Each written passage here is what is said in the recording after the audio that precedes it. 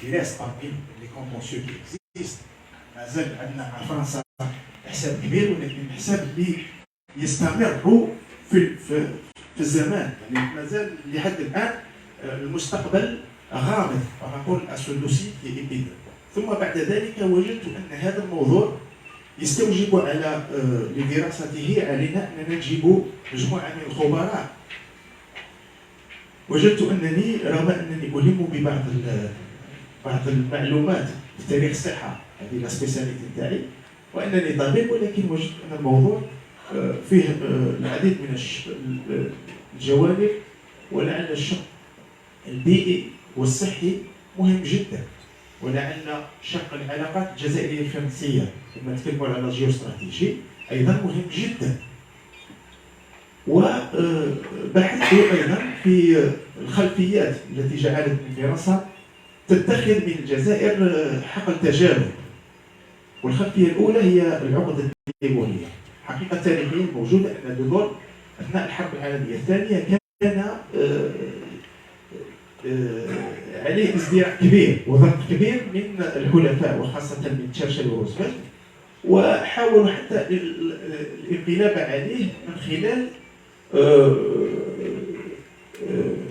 تنسيق جنرال جيرو في مكانه، وكان يعني شخص غير مرغوب فيه، يعني شخص.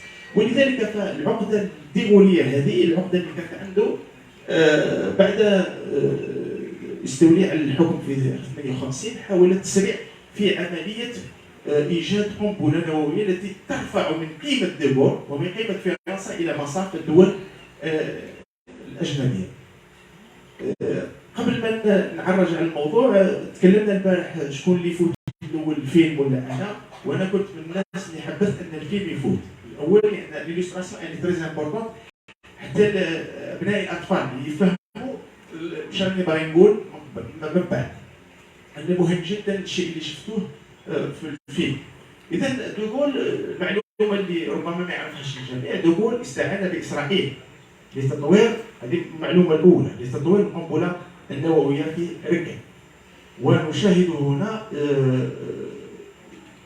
يحتفي بتمكن فرنسا من، يعني قبل بثلاث ايام يهنئ ميسنر والجنرالات الفرنسيين على تطوير القنبله. وهذا العمليه بعد 13 فبراير 1960.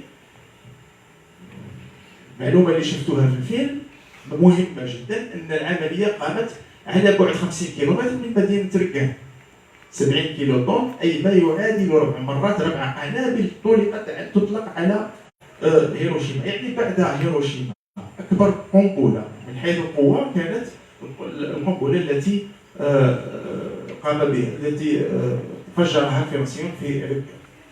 العمليه انطلقت منذ 1960 الى 1962 وكانت ايريان، يعني تفجيرات جويه، وبين 62 و 67 اخر قنبله فجرت في 66، ومجموع ما فجر في الجزائر 57 تفجير.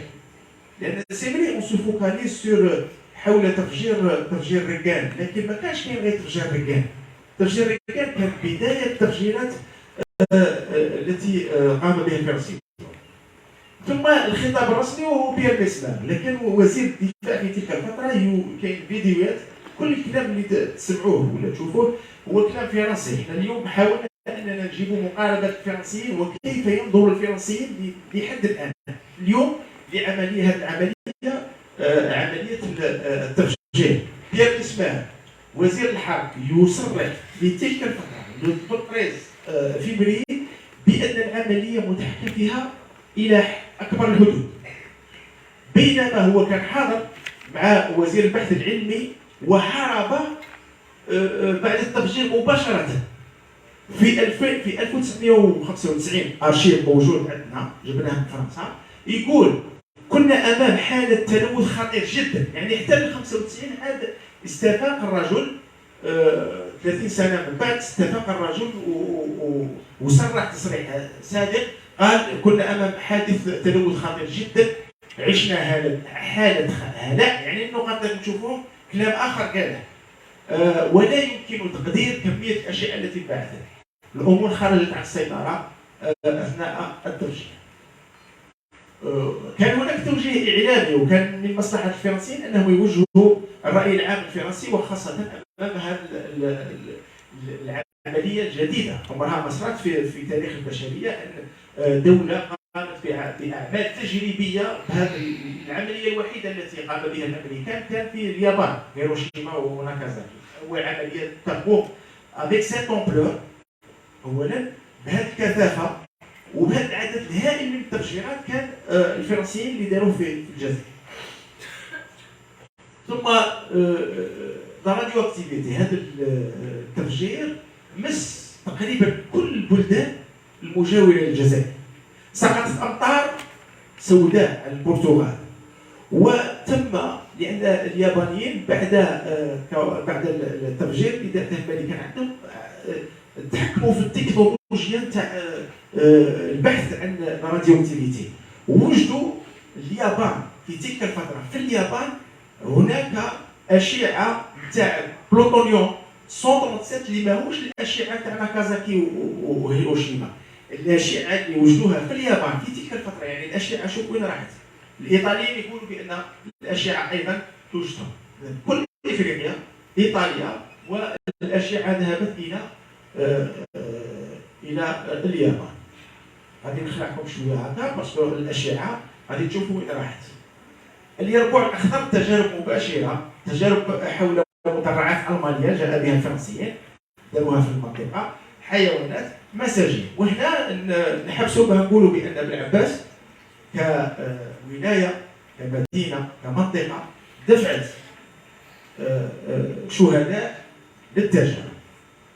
بلعباس 150 سجين من سجن الضايا بوسو تم نقلهم. هذه الشهاده ايضا اكد لها ان احد المجاهدين مع السيد المدير قال لنا بلي دخلوني للسجن تاع بوسو لقيته خاوي، ماشي با كومبلي في تلك الفتره. الصوره التي فضحت فرنسا، هذه الصوره كانوا يقولوا بانها صوره تاع دي مانكان، ولكن الصوره تم الى اون اناليز من طرف اطباء مختصين في علم الاجرام، واكدوا بانها صوره لاشخاص تم تغطيتهم. اذا هؤلاء المجاهدين اللي تم اخذهم من سيدي العباس ها هنا موجودين في هذه المنطقه، يعني في البوان زيرو. كي يقولوا البوان زيرو يعني النقطه الاولى اللي فيها التفجير. دونك هذا ارشيف فرنسي، يعني هذا الشيء اللي خدمناه. كل الوثائق اللي راكم تشوفوا وثائق فرنسيه، هما راهم يعترفوا بانفسهم بما فعلوه في الجزائر. حقيقه ايضا جورنال لوبسيرفاتور لافير دي 150 بريزوني، هذه حقيقه تعريض مساجين بالعباس للتفجير في النقطه صفر.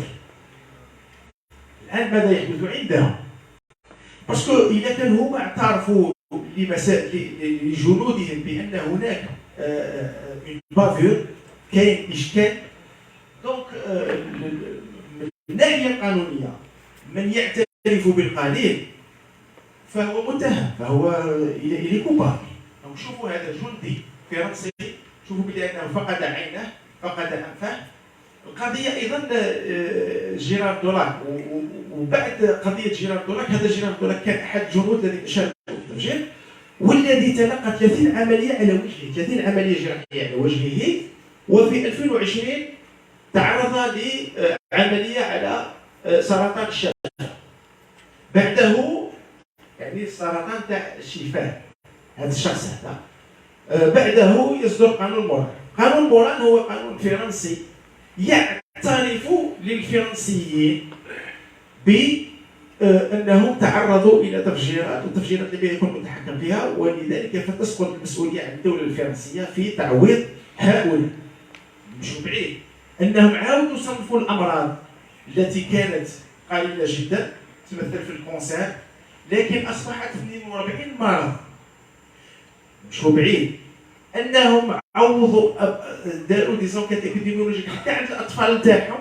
كل ما يكون عنده مشكل صغير جدا يولي تحت طائله التعويض، يتعوض على امراض امراض بريزيومي باللي بواه عن طريق الجينات انتقلوا اليه. شو بعيد انهم عوضوا حتى نساء هؤلاء بعد وفاه ازواجهم، يتعوضوا حتى وان مات موت عاديه بدون مرض. اذا اعترفوا لجنودهم بان هناك جريمه، الا انهم لم يفعلوا ذلك للجزائر.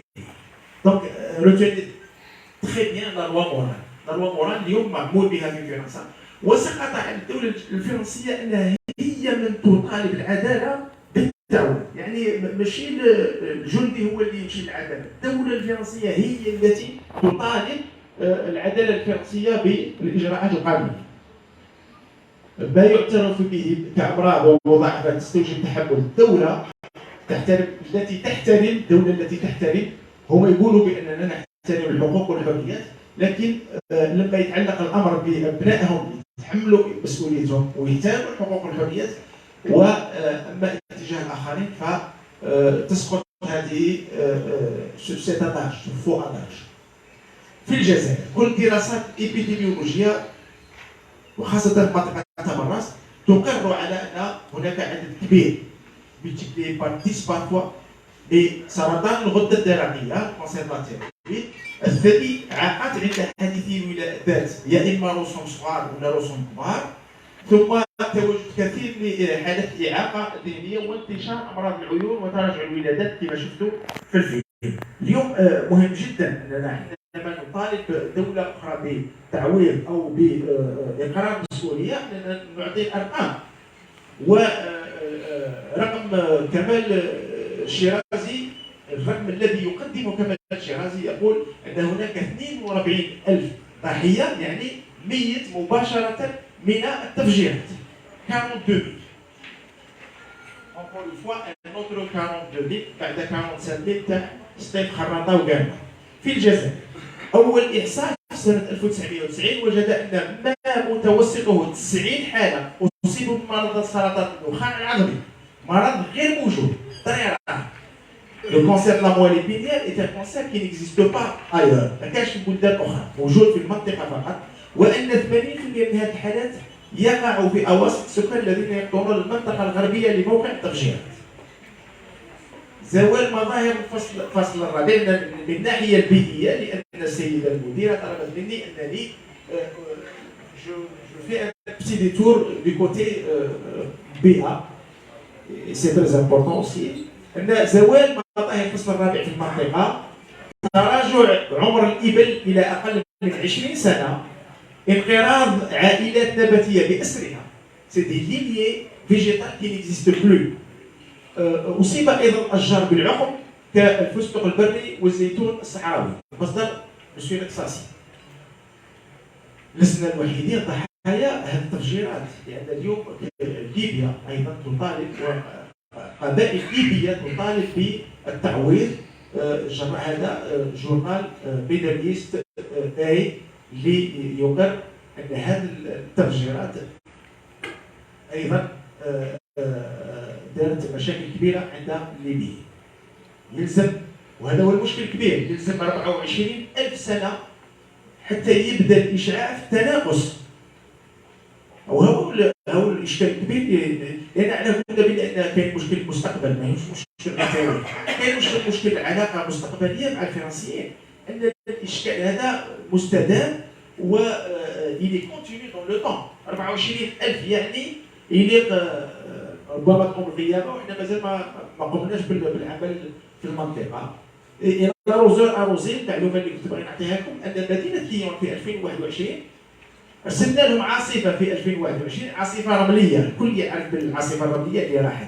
ولكن في مدينه ليون لما داروا حاولوا انهم يعرفوا هذه العاصفه واش تحمل، لقاو بانها تحمل كميه هائله من مواد السيليسيوم 137 اللي خلاوها في 62.